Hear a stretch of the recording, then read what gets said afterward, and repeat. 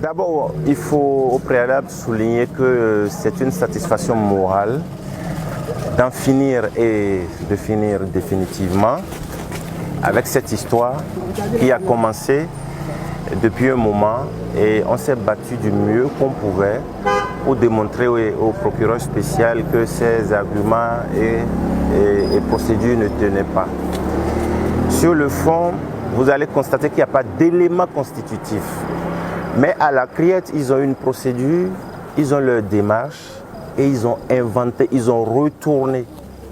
Je n'ai jamais entendu parler d'infraction de proximité.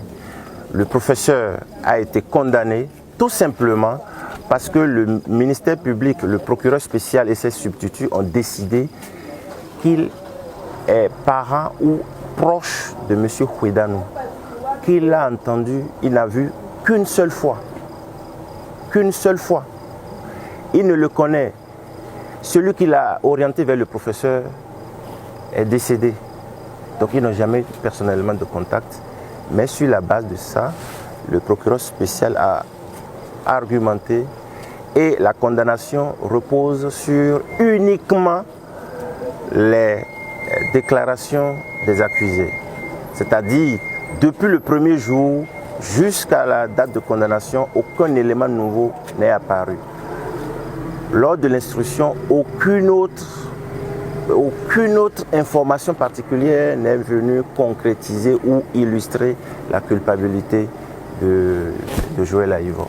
Vous allez constater ce qui est miraculeux, que ce monsieur Dotou Alain est acquitté, ce qui est une demi-victoire, mais c'est ce dernier qui était mis en avant, qui était placé comme l'élément ayant de lien supposé avec tous ceux qui gravitaient autour du professeur.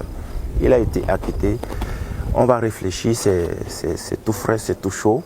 On verra ce que le collectif va décider. Le professeur a été arrêté le 15 avril. Alain Dotou, je pense le même jour, ou le lendemain. Les supposés, il y a un infirmier militaire qui travaille au secrétariat de Kangezo, à l'hôpital Kangezo, et un ancien militaire qui aurait quitté l'armée il y a plus de 10 ans. Ce sont eux qui ont fomenté un coup pour escroquer escroquer M. Khwedanou. Mais on a pu les arrêter à temps. Mais Gilbert Zinsou et Khwedanou, jusqu'à ce jour, sont dans la nature, on ne sait pas. À titre personnel, je peux penser que c'est un montage. On a envoyé ces deux individus dans le cercle du professeur Aïvo pour pouvoir le cerner, pour maîtriser ses mouvements. Donc, on attend la suite, mais en tant que professionnel de droit, j'exerce en France, je ne sais pas si c'est comme ça que ça se pratique le droit ici, qu'on peut condamner sur des déclarations. Je crois que je n'ai nullement envie de venir assister à des tragicomédies comme ça.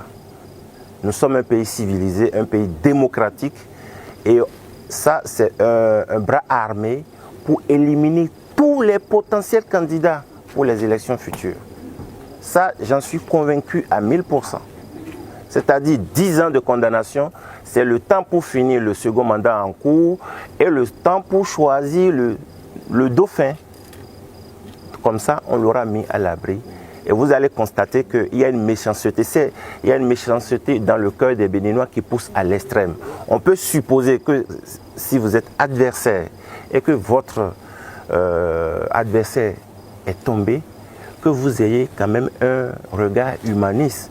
Vous avez vu les témoignages. Il y a des propres collègues du professeur, dont un certain José Léon, plus un responsable de décanat qui ont envoyé un courrier à la cour décrivant tout est le contraire de ce que le professeur Aïvo est.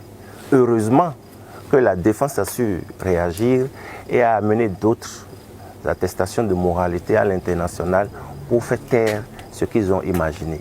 Mais on peut comprendre que et le gouvernement, et la Criette, et les collègues, et certains collègues de la fac de droit avaient l'ambition de voir disparaître le professeur Aïvo du paysage politique. Sauf que on ne cache jamais la lumière du soleil avec la main.